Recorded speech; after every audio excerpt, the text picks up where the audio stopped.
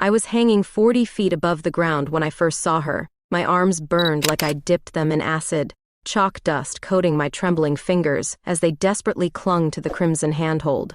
Below me, climbers moved like industrious ants across Buffalo's premier climbing gym while I remained frozen. Paralyzed not by the height, but by the crushing weight of the email still burning in my brain. Your research funding has been placed under review. Flag on your left, a voice called. You're over-gripping. I turned, mistake, and nearly lost my balance. The woman on the adjacent route had the kind of confident smile that suggested she'd never doubted herself a day in her life. Dark brown hair pulled into a functional ponytail, green eyes sharp with intelligence, lean muscles flexing beneath bronze skin. She wasn't just climbing the wall, she was conquering it. Thanks, I managed, my voice embarrassingly breathless.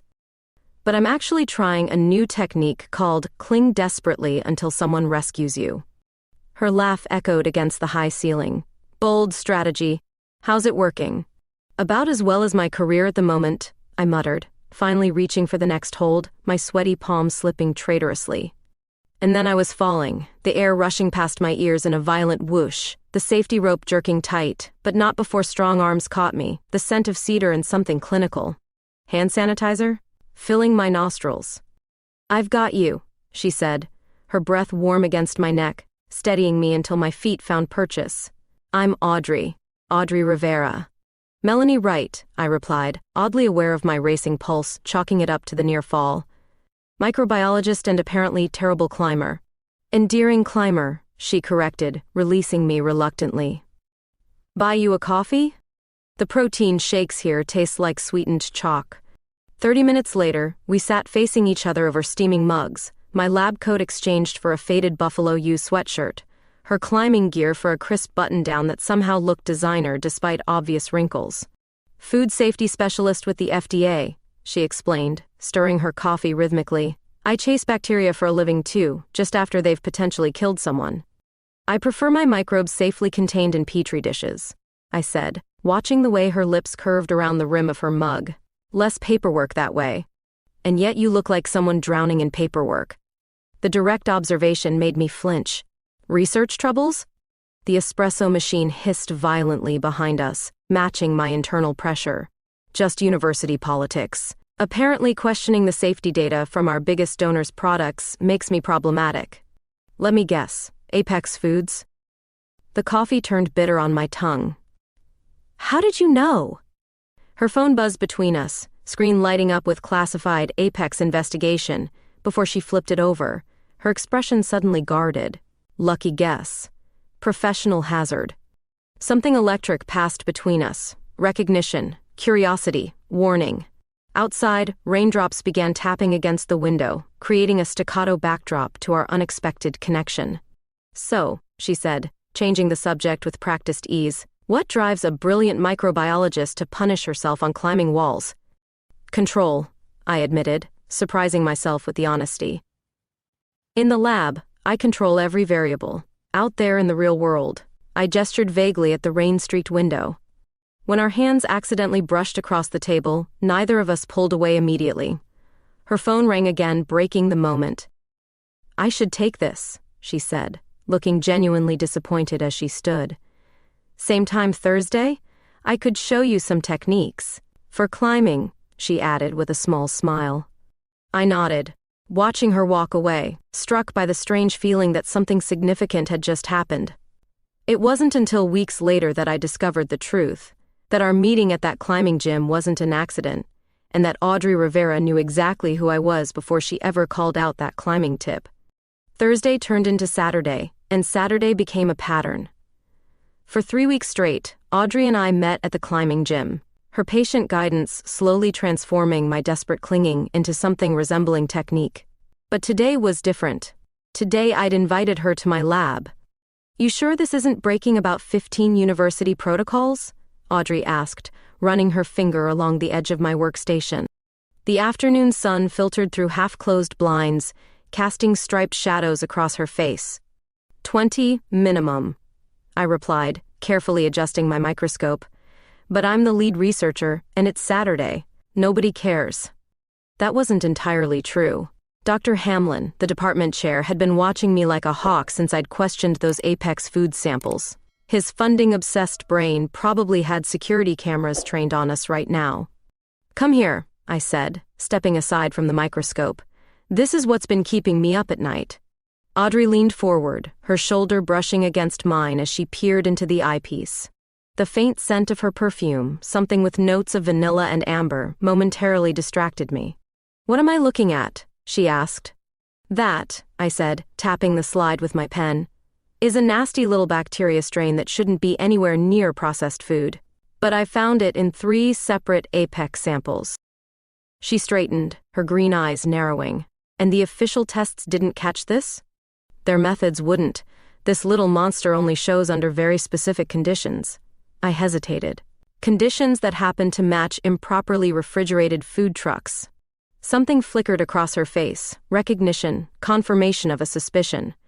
Her hand moved to her pocket where her phone usually sat, then stopped. "You know something," I said. Not a question. "Official FDA business," she replied automatically, then sighed. "But yes, there have been reports." We stood there in the filtered sunlight, surrounded by humming equipment and the faint smell of ethanol, a shared understanding passing between us. "I shouldn't be telling you this," she finally said. "And I probably shouldn't be showing you active research." I smiled. "We're quite the pair of rule breakers." The week that followed brought a whirlwind of activity. My research accelerated with Audrey's subtle hints about where to look, and our evening climbing sessions evolved into dinner, drinks, and increasingly personal conversations. Then came the department fundraiser.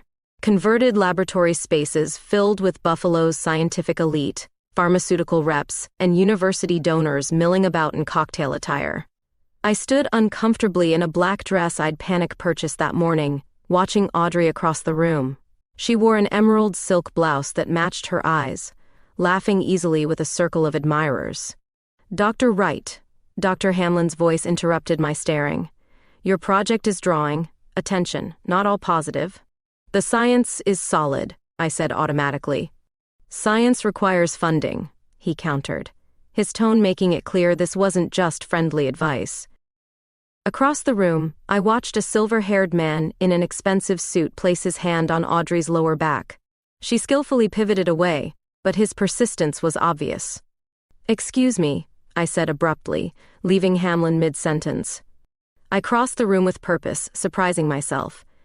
"Audrey," I called, "I promised to show you the observatory, remember?" Her relief was palpable. "Right, yes. Gentlemen, if you'll excuse me." Minutes later, we were climbing the spiral staircase to the astronomy department, my heels clicking against the metal steps. "My hero," she laughed, slightly breathless as we reached the top. "That was Senator Wilson. He's been trying to get me alone all night." "Glad to help," I said, pushing open the heavy door that led to the rooftop observatory. "Though I actually do want to show you something." The night spread above us like black velvet, stars scattered brilliantly across the darkness. The observatory dome was open to the sky, the massive telescope pointed heavenward. "It's beautiful," she whispered, her face tilted upward. "I come here sometimes when the lab feels too small," I admitted. "Reminds me how insignificant my problems are." She turned to me then, the starlight catching in her eyes. "Your work isn't insignificant, Melanie. It could save lives." We stood close, the night air cool against my bare shoulders. Neither of us moved away. "Is this crossing a line?" I asked softly. "You investigating Apex, me researching them." "Probably," she replied, her voice equally quiet. Her hand found mine in the darkness. "But I crossed that line the moment I met you." When our lips finally met, I tasted champagne and possibility. Around us, stars witnessed silently as my hands tangled in her hair, her arms pulling me closer. I'd never felt such immediate certainty, both about a person and about the complicated path we were stepping onto together. Something was wrong with my samples.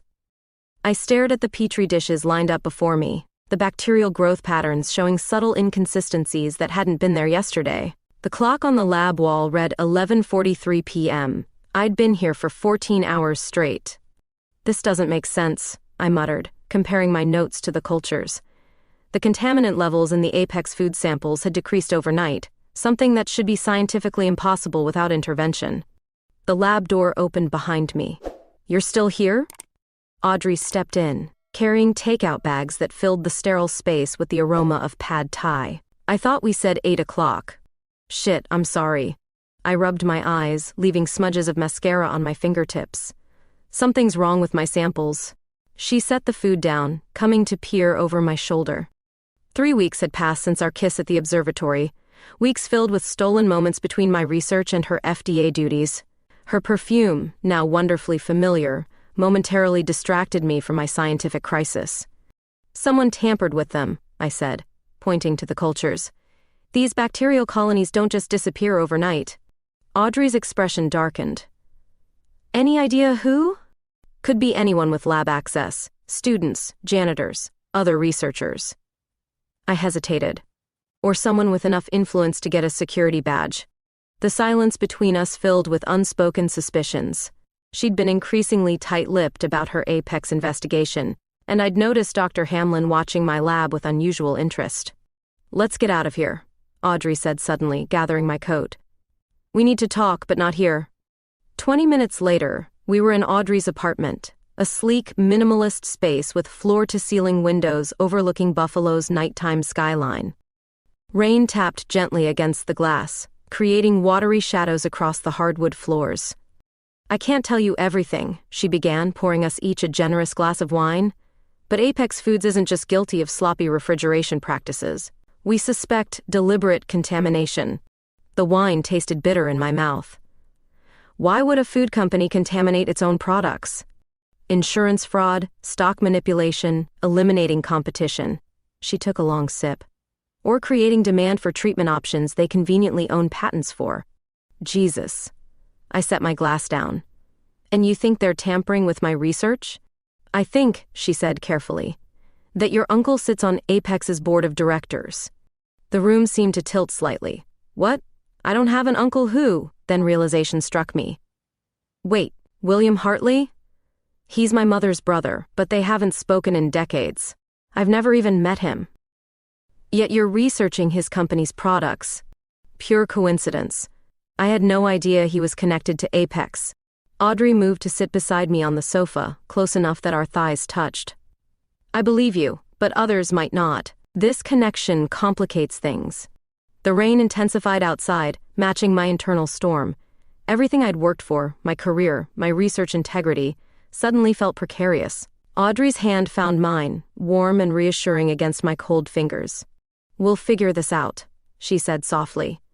I looked at her then, really looked at her, taking in the steely determination behind those green eyes, the slight worry line between her brows. In weeks, she'd become my confidant, my partner in this scientific mystery, and something much more personal. "What are we doing, Audrey?" I whispered. Her smile was sad and sweet. "Breaking all the rules, apparently." When she kissed me, the world narrowed to just the two of us, the sound of rain, the warmth of her skin, the gentle pressure of her hand at the nape of my neck. My scientist's mind catalogued each sensation, the slight tremble in her fingers as they tangled in my hair, the faint taste of wine on her tongue, the soft noise she made when I pulled her closer. What followed felt inevitable. Clothes discarded across her pristine floors, whispered discoveries, her mouth exploring places that made coherent thought impossible. The cool sheets of her bed against my back contrasted with the heat of her body above mine. We moved together with an urgency that surprised us both, scientific precision giving way to instinct and need. When release finally came, it was with her name on my lips, her hands holding me steady as I shattered and reformed. Later, as we lay tangled in her sheets, the city lights creating patterns across our skin, her phone rang with jarring insistence. Audrey answered with her professional voice, but I watched it dissolve into concern as she listened. "I have to go," she said after hanging up, already reaching for her clothes. "There's been an outbreak. 3 hospitalizations from contaminated Apex products. Now? It's almost midnight. FDA emergency protocol." She was fully transformed back into Agent Rivera before my eyes, pulling her hair into a tight ponytail. "Melanie," she paused, her expression grave, "the contaminated product line is one you specifically flagged in your research, the one produced in the facility your uncle oversees." The implication hung between us like a physical presence. "This isn't coincidence anymore," she said, grabbing her badge. And I need to tell you something I should have mentioned earlier. I was assigned to investigate you before we met. Your name came up in the Apex investigation." The warm afterglow vanished instantly. "You were investigating me?" "Not anymore." She reached for my hand, but I pulled away. "Melanie, I was doing my job, but what's happened since then, that's real." I stood there naked, suddenly feeling exposed in more ways than one. "You should go," I said quietly. "People are sick. You have a job to do." When the door closed behind her, the apartment felt cavernous, the rain still beating steadily against the windows. I gathered my scattered clothes, trying to process the revelation that I was somehow entangled in a corporate conspiracy involving a family member I'd never met, and that the woman I was falling for had initially approached me as a suspect. My mother's house hadn't changed since I was a teenager. Same faded floral wallpaper, same scent of cinnamon and furniture polish, same uncomfortable silences. I hadn't visited in months, but Audrey's revelation about my uncle sent me straight here after 3 days of avoiding her calls. "William?" My mother's hand stilled over the teacup she was filling. "Why are you asking about him now?" "Because apparently he's on the board of a company I'm researching," I said, watching her face carefully. "A company under federal investigation." She set the teapot down with excessive precision. "I haven't spoken to my brother in 27 years. Yet you never mentioned he runs one of the largest food corporations in the country. Would it have mattered?" Her voice had that familiar edge, the one that appeared whenever family history threatened to surface. "You chose science over business. You made that very clear. What does that mean?" She sighed, suddenly looking older than her 62 years. "Your father and we wanted you to join the family business." "What family business?" "Dad was an accountant. For Apex, and before that, for Hartley Foods, before William merged it into what became Apex." She opened a drawer, pulling out a folder that looked weathered from frequent handling. "When your grandfather died, he left his shares to both William and me. Equal partners." My head spun as she slid stock certificates across the table. "These are worth millions, and they're yours now. I transferred them to your name after your father died." I stared at her. "You've been a major shareholder in Apex for decades and never told me? Even when I started researching their products? I didn't know what you were working on. We hardly talk, Melanie." The hurt in her voice made me wince. "Besides, I'm not active in the company. William bought out most shareholders years ago. The family connection is why he couldn't touch my shares. So I'm now part owner of a company I'm investigating for potentially poisoning people." The absurdity made me laugh despite myself. "Your shares give you nearly 8% ownership. Not controlling interest, but enough to be problematic for William if you side against him." The pieces were falling into place: my tampered samples, Audrey's investigation, the contaminated products. "I'm a pawn," I whispered. "You're right," my mother corrected, "and a Hartley by blood. That makes you a player, not a pawn."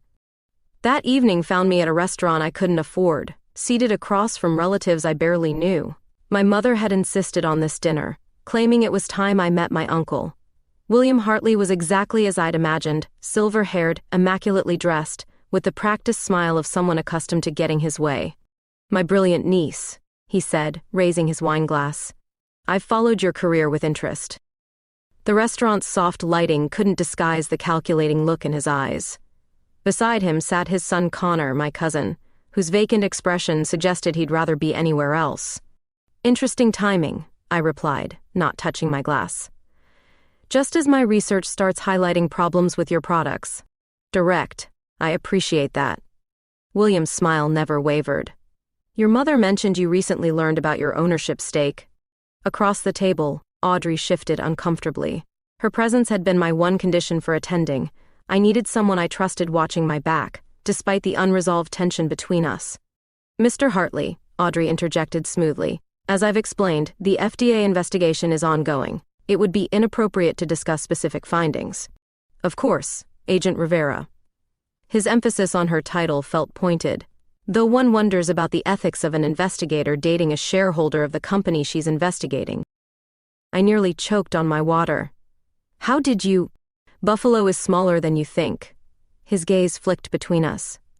"Information is my business, Dr. Wright. The remainder of dinner passed in a fog of pleasantries masking threats. My uncle offered me a position on Apex's research board.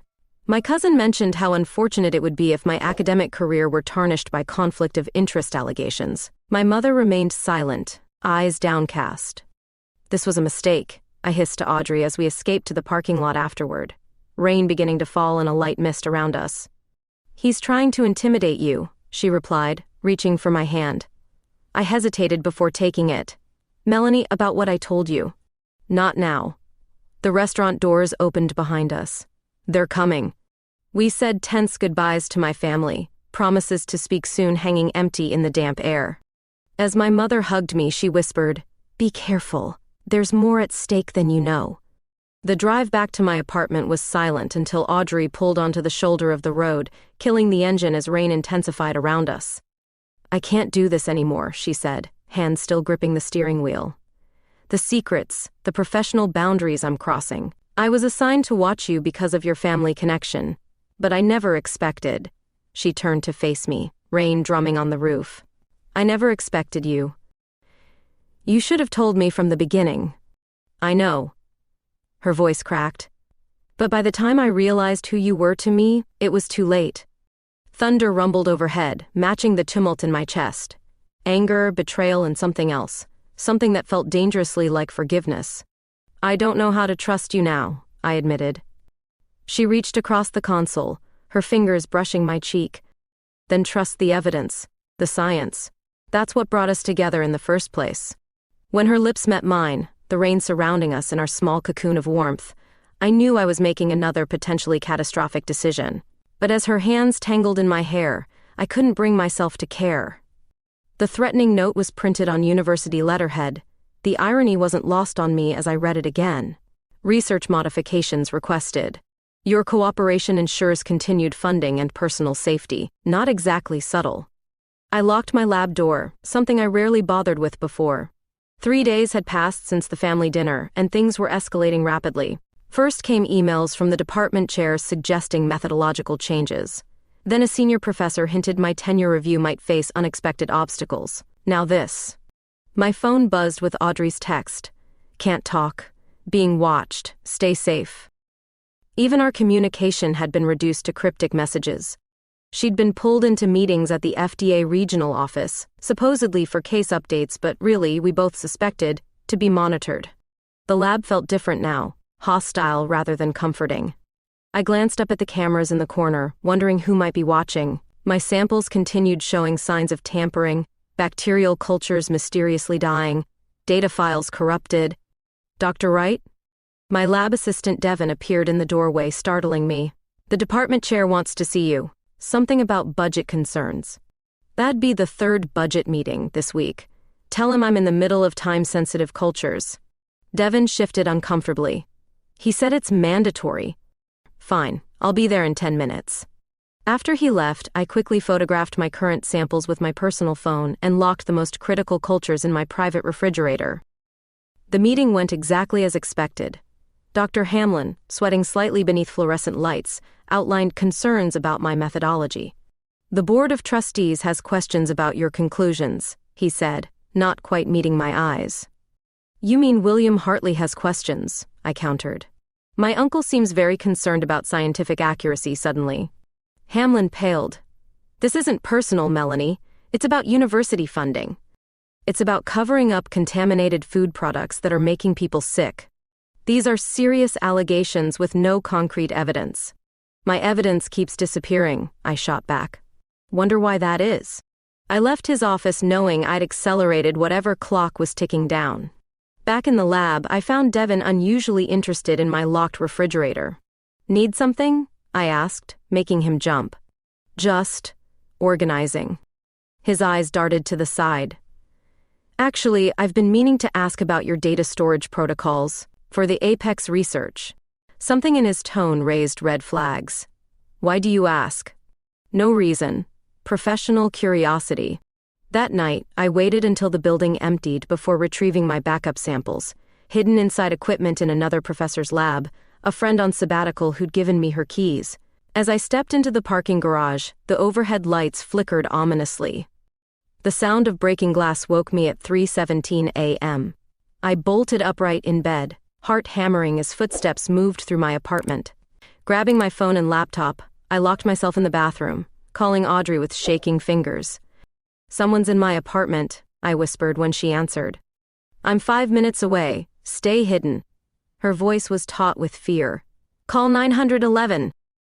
By the time police arrived, the intruders were gone, along with my research notes, external hard drives, and the backup samples I'd smuggled home.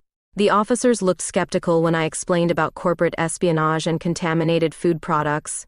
"Probably just regular burglars, ma'am," one offered, eyeing my modest apartment. "Yes, burglars who ignored my TV and jewelry to steal bacterial samples," I snapped. Audrey arrived as they were leaving, flashing her FDA credentials to get past the police line. The moment we were alone, she pulled me into a fierce embrace. "You're okay," she breathed against my hair. "That's all that matters." "They took everything, Audrey. Years of research." "Not everything." She pulled back, eyes intense. "Tell me you have off-site backups." "Some, in the cloud. But the physical samples, you can't stay here." She surveyed my violated apartment, jaw tight. "Pack what you need. You're coming to my place." Dawn found us in Audrey's sleek apartment, my meager emergency belongings piled by the door. She'd insisted I take her bed while she handled calls with her FDA superiors and local police. When she finally returned, exhaustion lined her face. "They're shutting down my investigation," she said flatly, dropping onto the edge of the bed. "Official reason is resource reallocation, but my director hinted that pressure came from higher up." "William," I said. "Not a question." "Most likely, he has political connections." She rubbed her temples. "I've been reassigned to a dairy farm inspection in Wisconsin.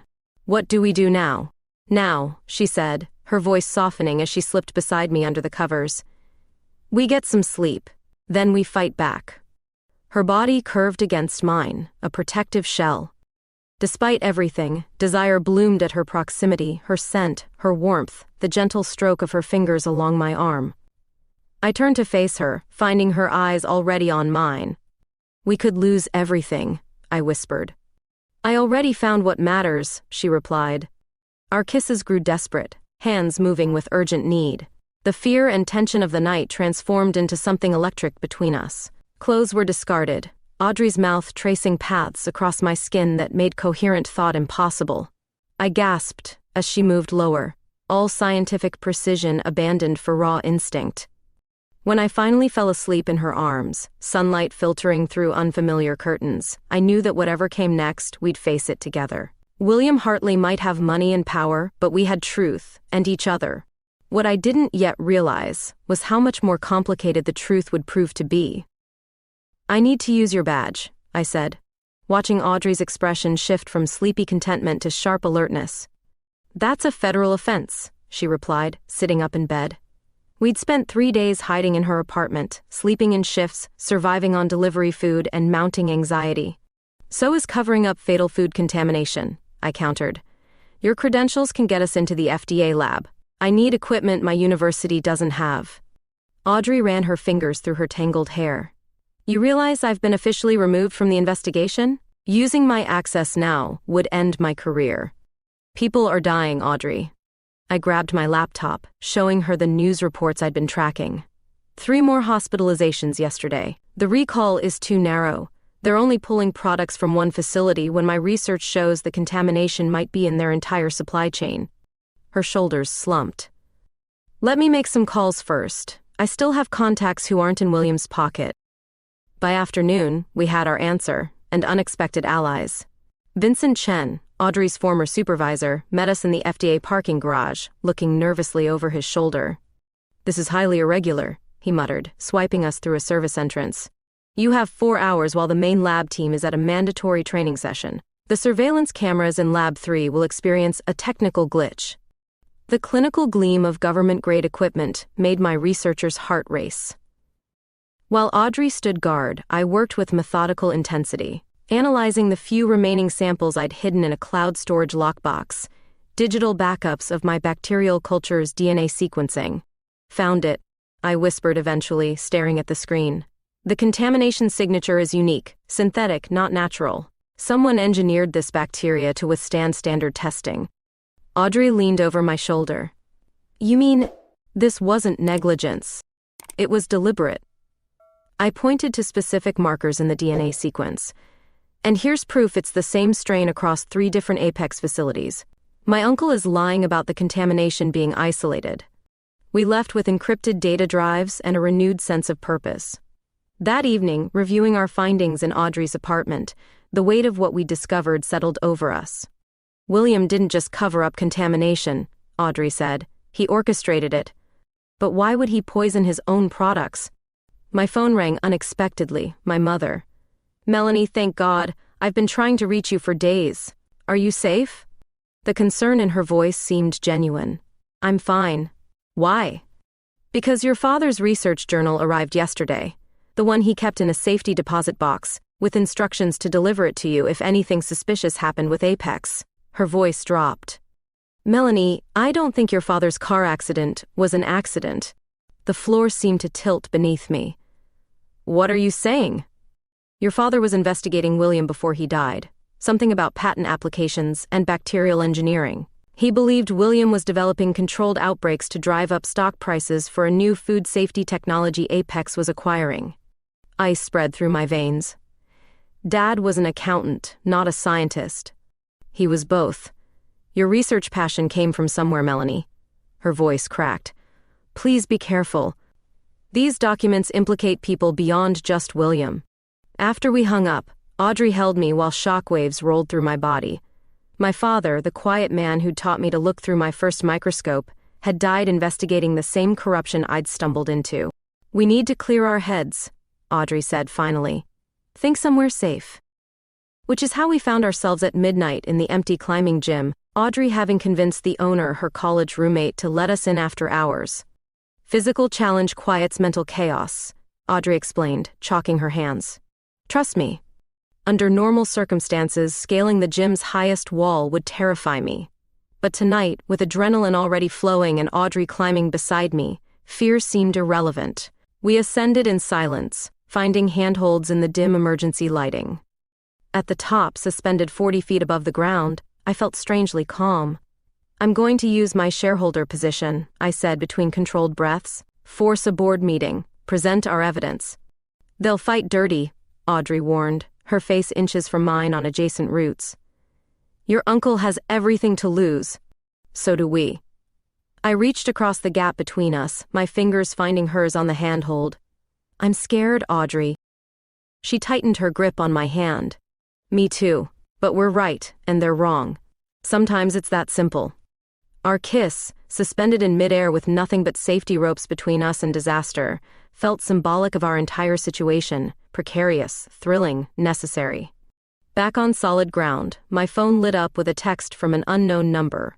Storage Unit 347, Buffalo Central. Code 500821. What you need is inside, a friend of your father's. We exchanged wary glances. Could be a trap, Audrey said. Or exactly what we need.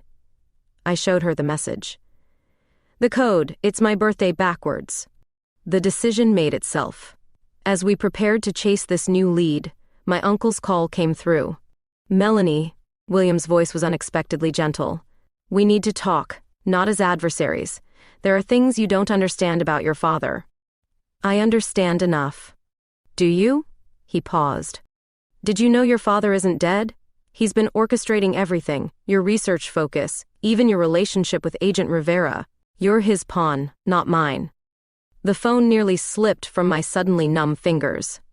He's lying, Audrey insisted after I hung up. Manipulating you. But doubt had taken root. If my father was alive, if he'd manipulated my entire career toward this moment, what else might be lies? Storage Unit 347 looked like all the others in the vast fluorescent-lit facility. Corrugated metal door, padlock, silent testimony to lives in transition. The code worked. When the door rolled up, the smell hit me first, old paper and the chemical tang of developing solution.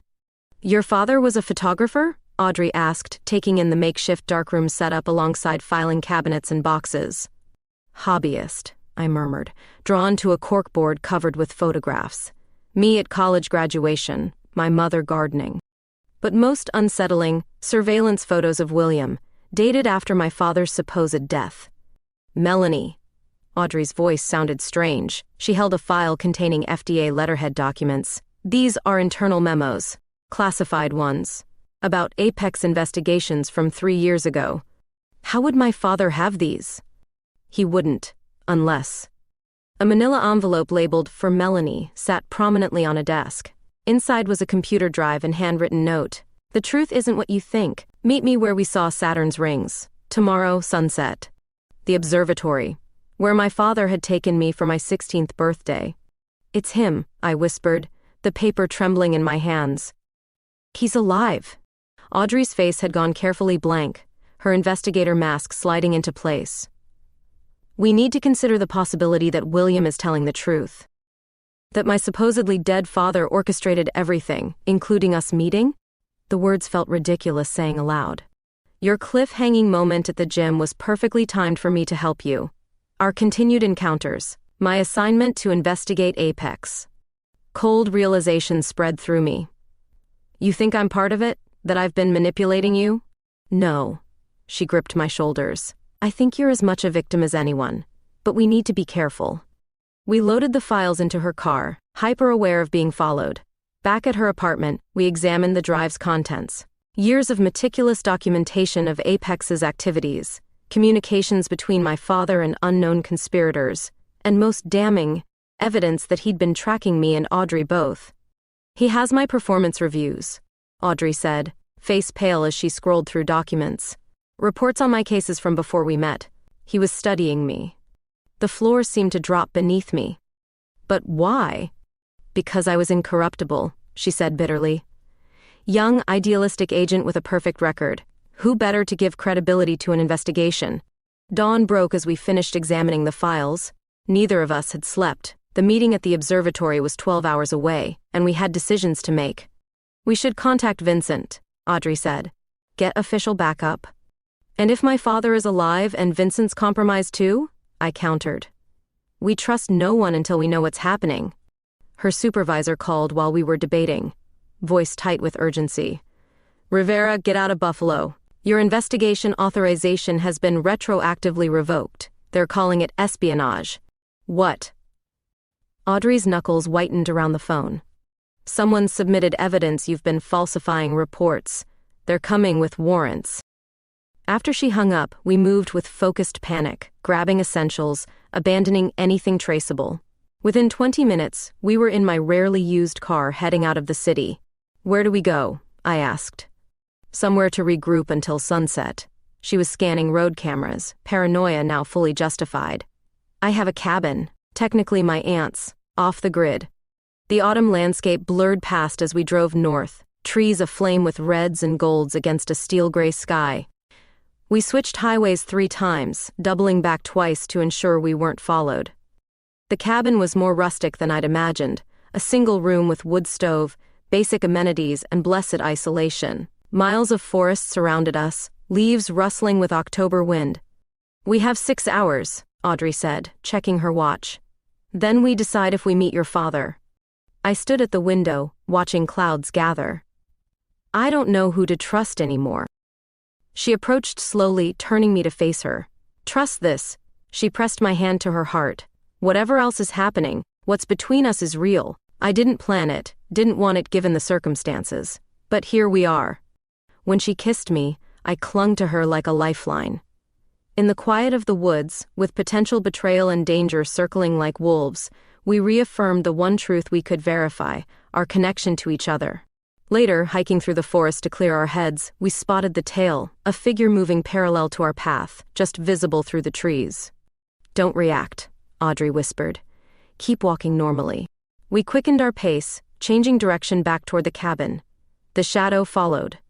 "Run," Audrey suddenly commanded, pulling her service weapon.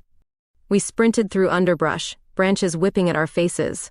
Behind us, multiple footsteps crashed through the forest. At a small creek, Audrey pushed me behind a fallen tree, positioning herself protectively. "Federal agent," she shouted. "Identify yourself." Silence except for our breathing and rustling leaves. Then movement, A man emerged from the trees, hands raised. My heart stopped. "Hello, Melanie," said my father, looking older but very much alive. "We need to move. They know where you are." Dad. The word felt foreign on my tongue. Robert Wright looked thinner than I remembered, his once dark hair now steel gray, but his eyes, my eyes, were unchanged. "You're supposed to be dead. For my protection, and yours." He glanced nervously at the surrounding forest. "We need to move. William's security team tracked your phones." Audrey kept her gun trained on him. "Prove you're who you say you are." A sad smile crossed his face. "Your 16th birthday, Melanie. I showed you Saturn's rings through the university telescope. You said science was like magic without lies." Something cracked in my chest. "It is you." "The cars," Audrey interrupted, ever practical. "They'll have GPS. I have transportation." My father gestured through the trees. "But we have maybe 10 minutes." We followed him in tense silence to a dirt access road, where an unmarked van waited. Inside, laptops and communication equipment transformed the space into a mobile command center. "You've been watching us," I accused as we pulled away, the cabin disappearing behind us. "Protecting you," he corrected. "When your research started identifying the engineered bacteria, I knew it was only a matter of time before William targeted you. You let me think you were dead for 3 years. It was necessary." His clinical tone mirrored my own when discussing research parameters. William was using Apex to develop and test bioweapons disguised as food contamination, controlled release pathogens that could be triggered under specific conditions. When I discovered it, he tried to eliminate me. Audrey leaned forward. "You're saying Apex is developing biological weapons?" "Ostensibly for defense contracts. Practically speaking, they're selling to anyone who can pay." He glanced at me. "Your mother never knew. I kept her out of it." "But you pulled me in," I said bitterly. "Guided my career toward this." "I didn't have to guide much. You have my scientific mind." Pride colored his voice. "I merely ensured you'd find what I needed you to find." "And me?" Audrey asked sharply. "Was I part of your plan too?" He had the decency to look uncomfortable. "I needed someone inside the FDA. Your reputation for integrity made you the perfect candidate. So our meeting wasn't coincidence. The climbing gym, her timely arrival. All orchestrated. The meeting was arranged. What happened afterward wasn't." His eyes moved between us. Human emotions are the one variable I couldn't control. We drove in silence afterward, processing the manipulation that had shaped our lives. Dad directed us to an abandoned Apex warehouse outside the city, one of the company's original facilities from before William's takeover. "My evidence is inside," he explained, leading us through a rusted side entrance. Everything needed to expose William and stop the bioweapon distribution. The cavernous space echoed with our footsteps, dust motes dancing in shafts of late afternoon light. At the center stood a makeshift laboratory, clearly where my father had been working in secret. For hours, we examined his findings, bacteria samples matching those I'd identified, formulas for triggering mechanisms, shipping manifests to countries under international sanctions, board meeting minutes showing William's knowledge. "This is comprehensive," Audrey said, photographing documents with her secure tablet. "Enough for federal prosecution. But not enough to counter William's political connections," my father argued. "We need a public confession, something irrefutable." "So what's your plan?" I asked. "You," he said simply. "You're the shareholder he couldn't buy out, the scientist with credibility, the niece he's trying to discredit rather than kill, because killing you would transfer your shares to your mother's control, not his." Audrey shook her head. "No, absolutely not. You're not using Melanie as bait." "I've been used as a pawn from the beginning," I said quietly. "Might as well be by choice this time." My father outlined his strategy, a meeting with William under the pretense of selling my shares, wearing recording equipment, steering the conversation toward confession. Dangerous but potentially effective. While he prepared the technical equipment, Audrey pulled me aside. "This is insane," she whispered fiercely. "Your father manipulated both of us for years. Now he wants to put you directly in harm's way?" "He's trying to make things right," I defended, though uncertainty gnawed at me. "Is he?" She took my hands. "Look at him, Melanie. Really look. I studied my father as he worked, methodical, detached, focused entirely on the objective, just as he'd always been, even before his death. Just as I could be when research consumed me. What if exposing William isn't his only goal? Audrey pressed. The realization hit like ice water. The bacteria samples, Dad has his own versions. Before we could discuss further, headlights swept across the warehouse windows. My father rushed over. Someone's here. Early. William? I asked. Possibly. He handed me a flash drive. Everything's on this. If something happens. The warehouse doors burst open. Not William, but my cousin Connor entered, flanked by security personnel. Uncle Robert, he called, voice echoing. Father said you might still be alive. Always the clever one, weren't you? My father pushed me behind him. Connor, still doing William's dirty work? Someone has to preserve the family legacy, Connor replied, gesturing to his men. While you and my scientific cousin try to destroy it. As security advanced, Audrey stepped forward, badge raised. Federal agent, stand down. Connor smiled coldly. An agent suspended under investigation for corruption? I don't think your authority applies. What happened next unfolded in chaotic snapshots. Connor revealing a recording device they'd been listening, planning their ambush. My father lunging for his evidence. Security drawing weapons. Audrey stepping protectively in front of me. And my realization that the true enemy wasn't just William. It was a family legacy of secrets I'd never suspected existed. Enough, my voice echoed through the warehouse, stronger than I felt. This ends now. Everyone froze. Connor, his security team, my father, and Audrey with her weapon still raised. I stepped forward, flash drive clutched in my palm. I've spent my career searching for microscopic truth, I continued, moving to stand between the opposing sides. Bacteria don't lie. They don't have family loyalty or corporate agendas. They simply are. Connor snorted. Touching science lecture, cousin. Science is why we're all here, I countered. This warehouse contains evidence of bacteria deliberately engineered for bioweapons by both my father and my uncle. My father's face tightened. Melanie, I found your secondary research, Dad, behind the false wall panel. You're not just exposing William, you're planning to sell your own modified strains. Different buyer, same crime? Shock registered on Audrey's face as she glanced between us. My father didn't deny it. The Wright-Hartley family legacy, I continued bitterly. Not food production, weaponizing disease. Two brothers who turned their scientific knowledge into something monstrous, then spent decades fighting for control. Connor's security team exchanged uneasy glances. And now you want me to choose sides? I shook my head. I'm a microbiologist. I heal, not harm.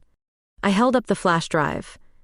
This contains everything. William's program, my father's competing research, shipping manifests, bank transfers. I've already uploaded copies to secure servers that will automatically release to international authorities in 24 hours. Connor stepped forward, hand outstretched. Give me that, and we can discuss terms. There are no terms, I replied. I'm done being manipulated. What happened next unfolded in seconds. Connor lunging toward me, Audrey intercepting him, my father grabbing for the flash drive, security drawing weapons, and me, backing away from all of them, finding clarity in chaos. Audrey, badge on the floor, I instructed quietly.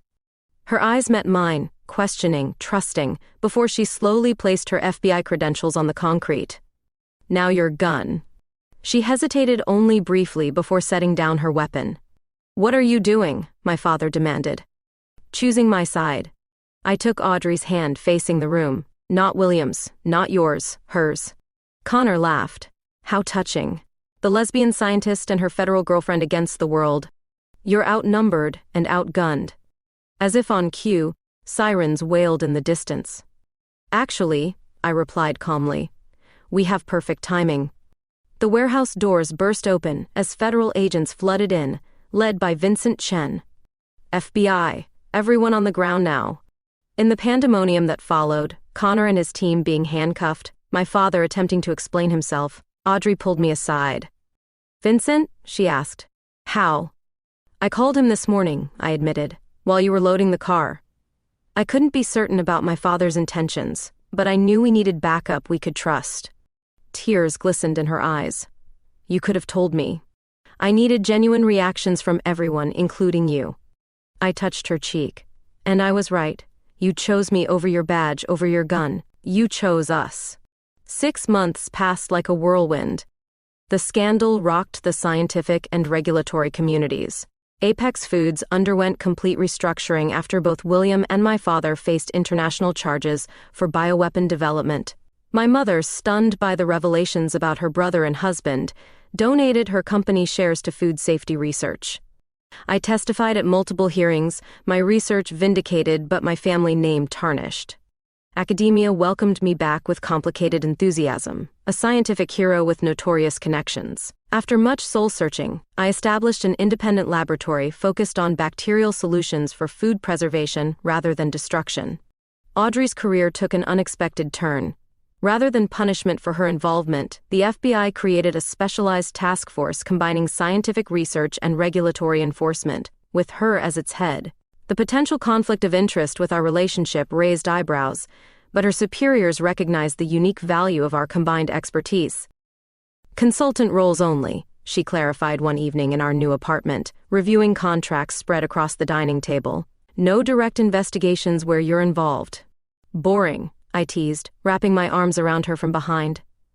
I liked being your confidential informant. She turned in my embrace, smiling. You like breaking rules a little too much for a scientist, says the federal agent who threw down her badge for me. Best decision I ever made. Her expression turned serious. Speaking of decisions, Buffalo Spring had arrived early, painting the city in fresh green. Audrey suggested an evening climb at the gym where we first met, now a cherished ritual despite our busy schedules. As we ascended side by side, muscle memory guiding our movements, I felt a lightness that had been absent during the investigation. We reached the top simultaneously, suspended 40 feet above the ground. Race you down? I challenged. Wait. Audrey maneuvered until we faced each other, secured by our harnesses. I need to ask you something first. The small velvet box seemed to materialize from nowhere, an impressive feat while climbing. Melanie Wright, she said, slightly breathless from the climb. Will you marry me, build a new legacy together, one based on truth? My answer was immediate, joy expanding in my chest. Yes. Our kiss, suspended between earth and sky, felt like perfect scientific certainty. 2 elements finding their natural bond, stronger together than apart. Later, as we walked hand in hand through the spring evening, matching rings catching the light, I realized we had indeed come full circle. From a chance meeting while challenging ourselves on the wall, to a life partnership built on facing challenges together. Sometimes the most important discoveries happen not under the microscope, but when we finally see each other clearly, without filters or manipulation. In science and in love, truth eventually reveals itself, one careful observation at a time.